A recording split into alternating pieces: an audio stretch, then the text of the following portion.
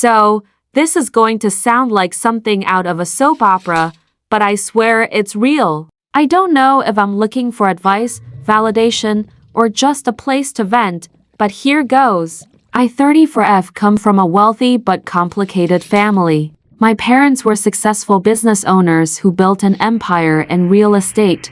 Growing up, my older brother, Matt 38M, and I never wanted for anything materially, but emotionally, it was another story. My parents were loving in their way but also demanding. They expected us to perform perfectly in school, life, and later, the family business. Matt always had a chip on his shoulder. He was the golden child, but with that came a lot of pressure. He resented me because I was the baby who didn't have to deal with the same expectations, or so he thought. The truth was, I worked hard too, I just didn't constantly complain about it like he did. When our dad passed away 3 years ago, the family dynamic shifted. Our mom inherited most of his wealth, but the will stipulated that everything would eventually be divided equally between Matt and me. It seemed fair, but Matt didn't see it that way. He thought he deserved more because he worked in the family business longer and knew how things worked.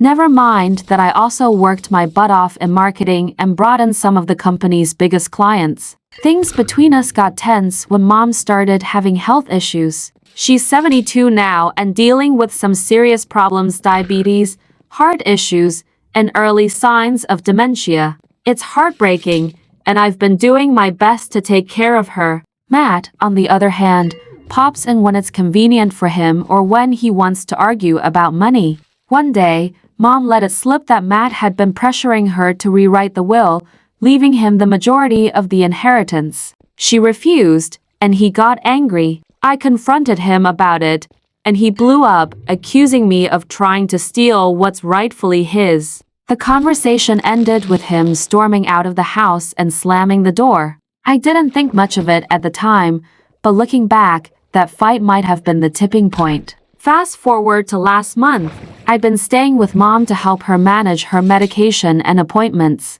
Matt came over one evening, acting unusually cheerful. He'd brought dinner takeout from one of my favorite restaurants and suggested we all eat together. It was such a rare gesture that I let my guard down. We sat down to eat, and everything seemed normal until about 20 minutes later when I started feeling off. My stomach churned, and I broke out in a cold sweat. My vision blurred, and I barely made it to the bathroom before I started vomiting. At first, I thought it was food poisoning. I even texted Matt to ask if he felt sick too, but he didn't respond. I spent the entire night in the bathroom, and by morning, I was so weak that I had to call a friend to take me to the ER.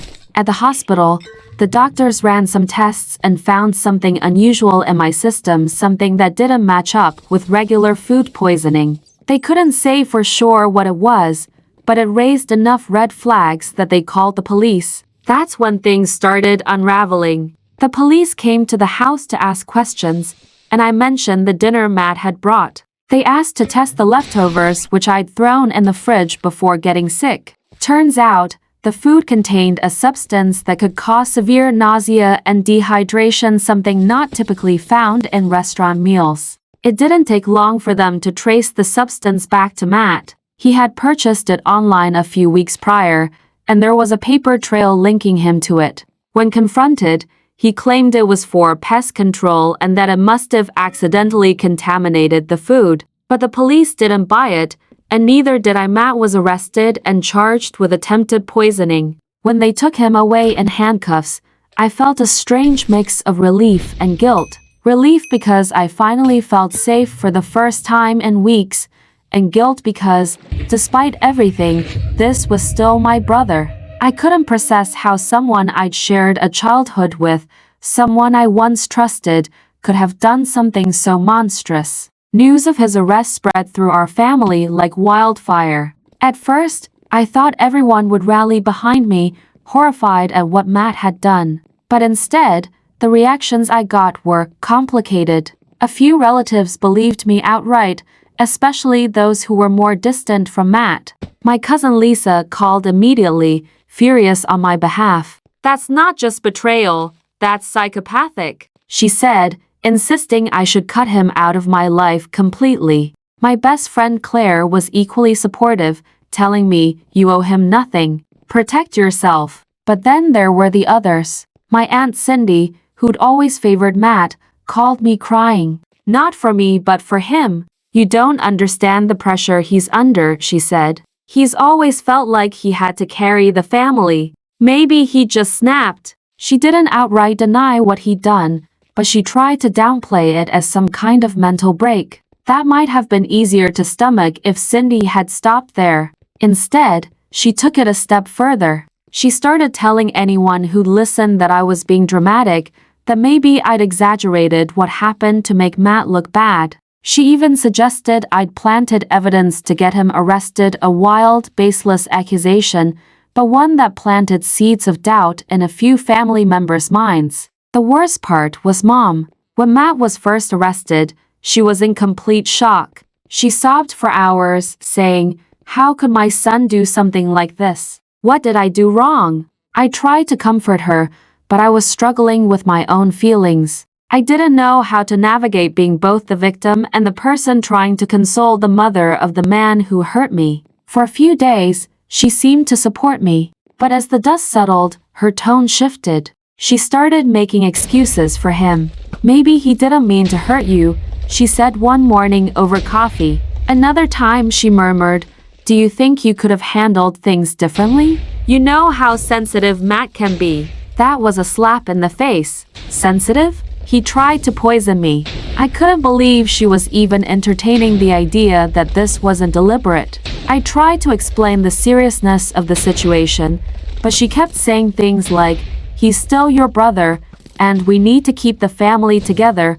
What family? At that point, it felt like everything had already fallen apart. Meanwhile, Matt was out on bail, and the silence from him was deafening. He didn't try to apologize or explain himself to me, not even a half-hearted excuse. Instead, he started spreading his own version of events. According to Matt, I was the one trying to manipulate Mom, angling to take control of the inheritance and freeze him out. He claimed I was paranoid and twisting the story to make him look bad. He even implied to some relatives that I'd made myself sick on purpose to frame him. It was laughable, but it worked on some people. A few relatives, particularly those who'd always seen me as the quieter, more reserved sibling, started questioning my motives. They'd call me up and say things like, "Are you sure it wasn't just a misunderstanding? Or maybe you two should sit down and work this out without getting the police involved." Work this out? How do you work out someone poisoning your food? The final straw came when Matt showed up at Mom's house while I was there. I was in the kitchen helping her with dinner when I heard the front door slam open. Matt stormed in, his face twisted with rage. He immediately started yelling, accusing me of ruining his life and turning Mom against him. I told him to leave, but he wouldn't back down. He got in my face, pointing his finger at me and saying, "You think you've won? You'll regret this. Mark my words." That was it for me. I called the police on the spot and filed for a restraining order. The restraining order set off another firestorm in the family. Cindy called me again, furious this time. "How could you do that to your own brother? He's not a danger to you," she shouted. Other relatives echoed her sentiment, saying I was being cruel and vindictive. But I didn't care anymore. I wasn't going to risk my safety or Mom's just to keep up the illusion of family unity. The hardest part was convincing Mom to update her will. She resisted for weeks, saying she didn't want to punish Matt and that she still held out hope for reconciliation. I had to spell it out for her. "If you don't protect your assets, he could come after you next. Do you really want to take that risk?" Eventually, she agreed, and we worked with a lawyer to set up a trust. The new arrangement ensures that neither Matt nor I can access anything until after Mom's passing, and even then, it's divided equally. When Matt found out, he was livid. He sent me a text that simply said, "You'll pay for this." I showed it to my lawyer and the police, but they said it wasn't enough to press additional charges. The case against Matt is still ongoing. His lawyers are trying every trick in the book to make it seem like the poisoning was accidental or that I'm exaggerating what happened. But the evidence is strong, and I'm hopeful the truth will prevail. Emotionally, I'm a wreck. I've started therapy to deal with the betrayal and the overwhelming guilt I feel for tearing the family apart, even though I know, logically, that this isn't my fault. Some days, I catch myself wondering if I should have handled things differently. Maybe if I just stayed quiet, things wouldn't have spiraled so far out of control. But then I remember that night curled up on the bathroom floor, convinced I was going to die. And I think about Mom, vulnerable and trusting, and how easily she could have been the one eating more of that food. I don't know if I'll ever forgive Matt. Part of me wants to, if only to let go of the anger and sadness that's been consuming me. But the other part of me doesn't see how I can move past something this horrific. As for the rest of the family, I've had to cut ties with most of them. It's heartbreaking, but I've realized that loyalty to toxic people isn't worth sacrificing my peace or safety. If you've made it this far, thank you for listening. I don't know what the future holds, but I'm trying to take it one day at a time. If anyone has advice or similar experiences, I'd love to hear it. Right now, I just feel lost.